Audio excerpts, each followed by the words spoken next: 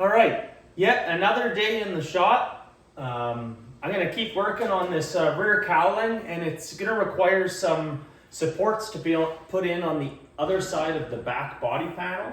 So I'm gonna work on that, which is gonna mean a fair bit of taking it off, putting it back on, fitting it.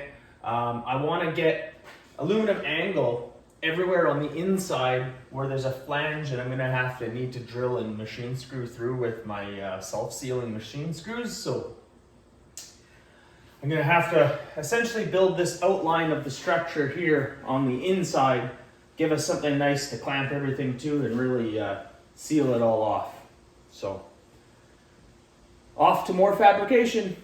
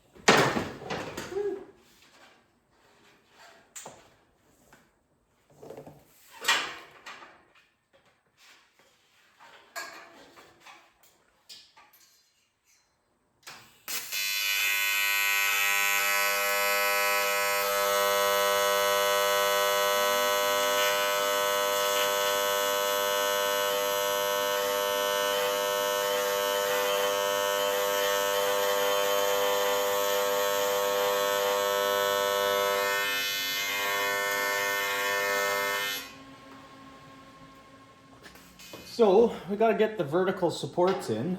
Now, however, I can't just lay it in like that and weld it because we're gonna have a step here. So what we're gonna have to do is just mark this,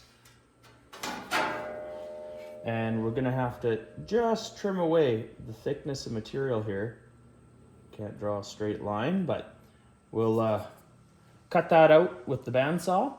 And then when we fit it back in and weld it up, it'll be nice, perfectly flush, and give us something to screw this cowling to.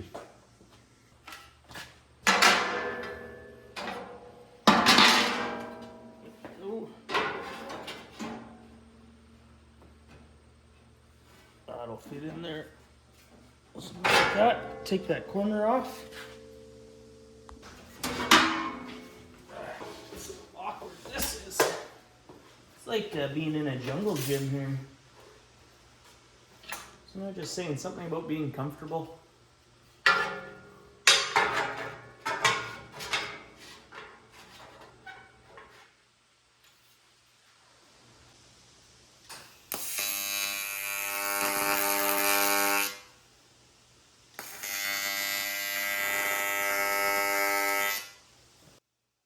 I recently had someone in the comments ask me why I choose TIG at times or why I choose to spool gun at other times.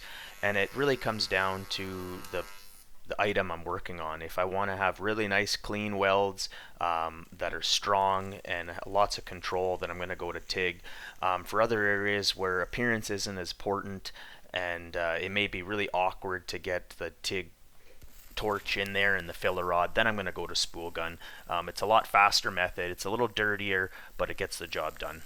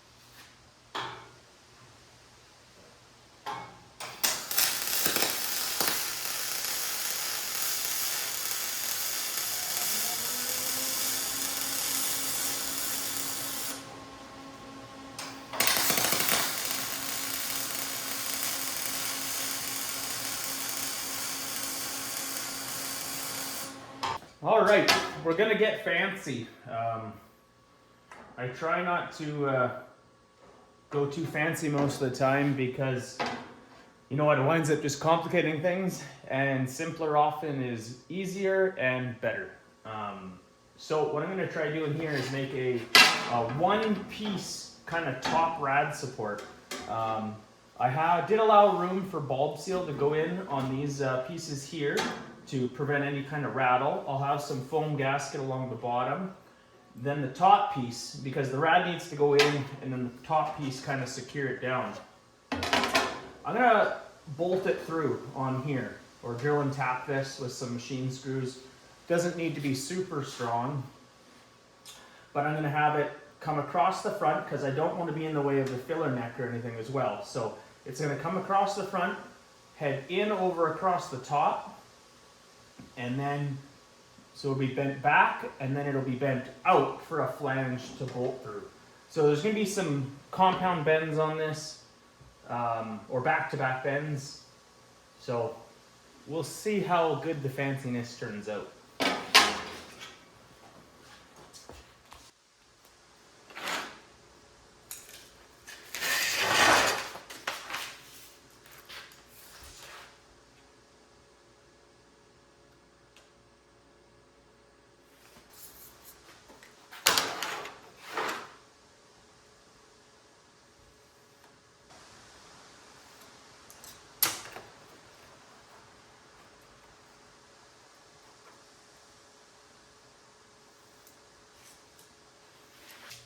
Alright, we're over here at the bender.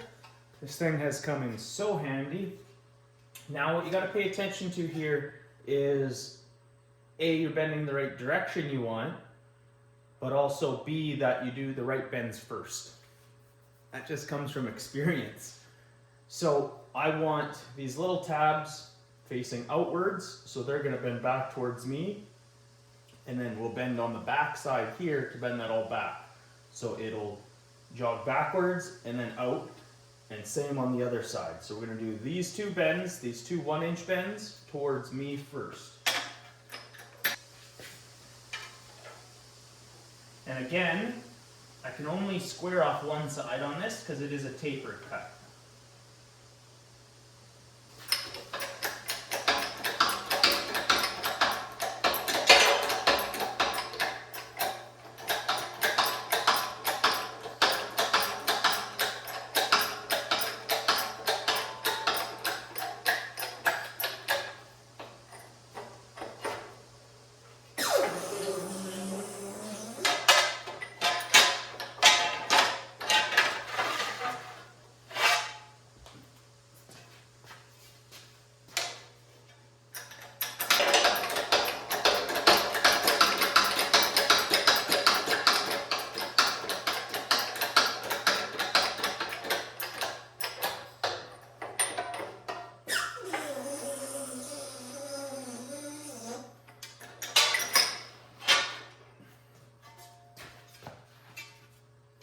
Alright, now I need to take those and bend them backwards.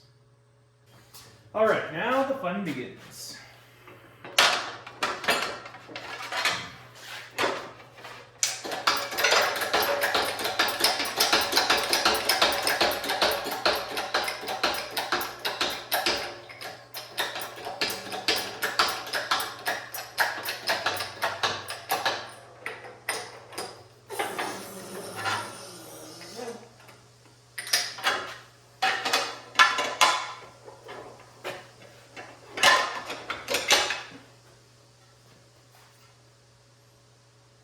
Next up.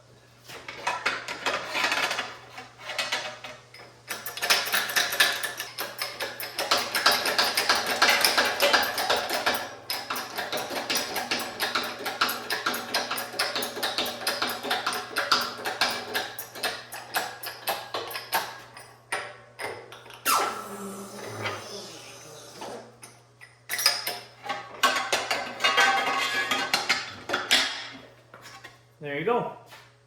It saves a lot of time not having to do all that welding.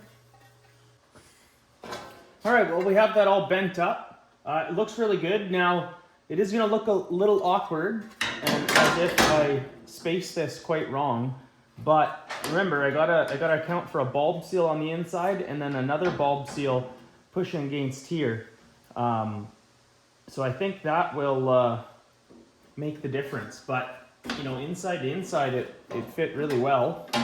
Goes right in. I could put 2 bolts in there, and that would secure the rad down. So I'm really liking that. But I think first thing is I need to get a support over to that side.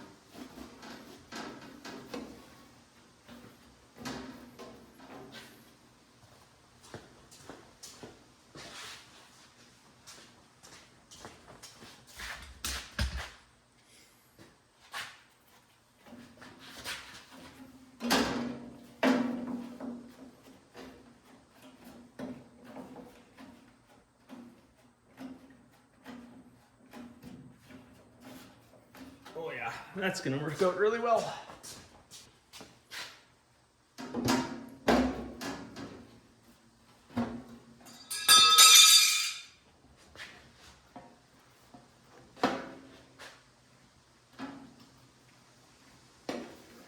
Yep.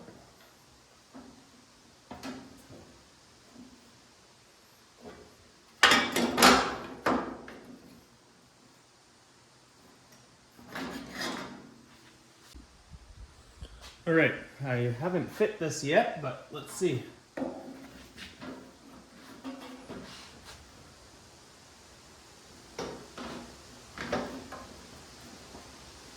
right, that looks pretty good. Well, I got that all cut down. It's gonna hold the rod in and down at the same time. So now I just need to get a little pressure on it and hopefully get this snapped in.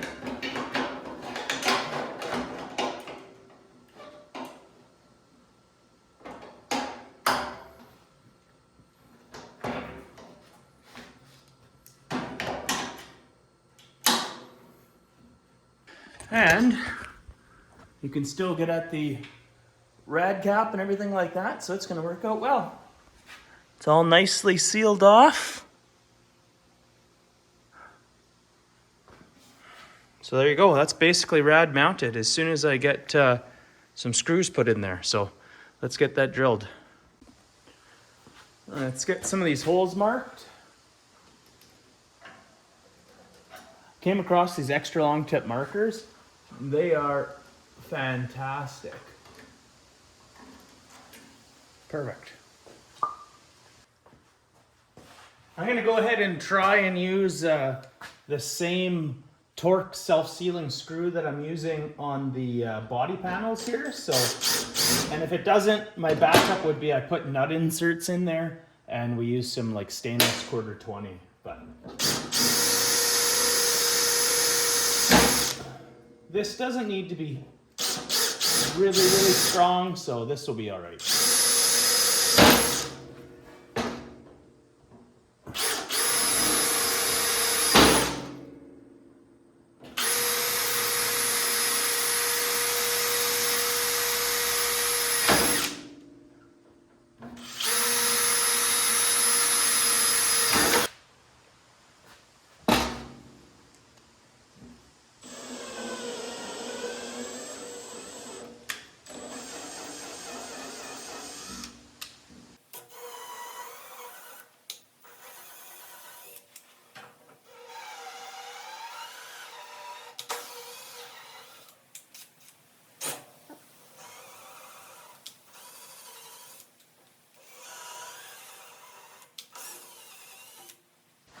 That worked pretty well. Let's see if it holds the screw nicely.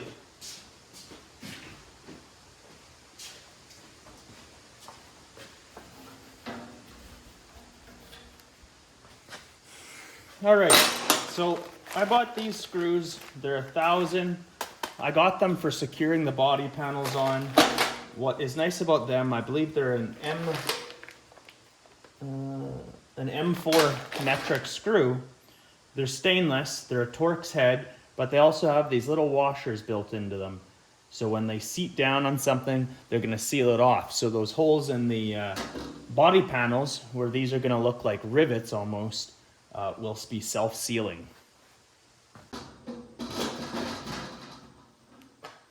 I still have some rubber grommets I'm gonna put in those holes down there. But for now, this is what it's gonna be like.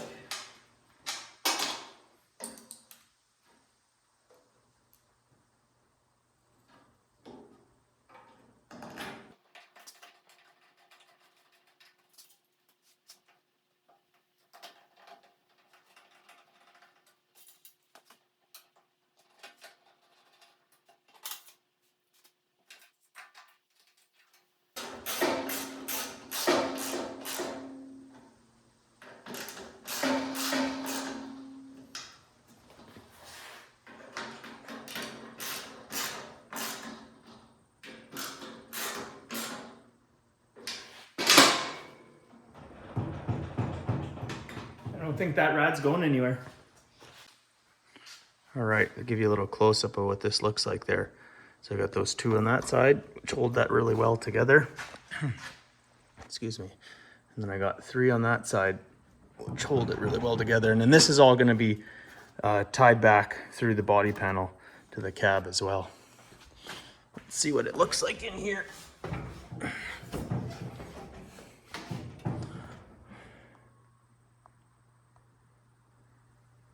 All right, so imagine you're lifting the lid here to service your air filter. There, you can check your coolant there. Rad is really nicely secured, not going anywhere. I'll be able to have a little rad reservoir in there too. Oh, it's gonna be perfect.